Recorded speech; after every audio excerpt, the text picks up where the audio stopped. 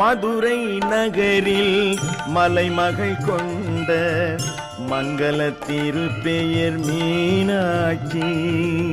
மதுரை நகரில் மலைமகள் கொண்ட மங்கள திருப்பெயர் மீனாட்சி.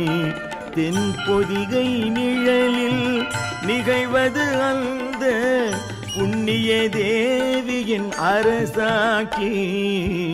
மதுரை நகரில் மலைமகள் கொண்ட மங்கள திருப்பெயர் மீனாட்சி.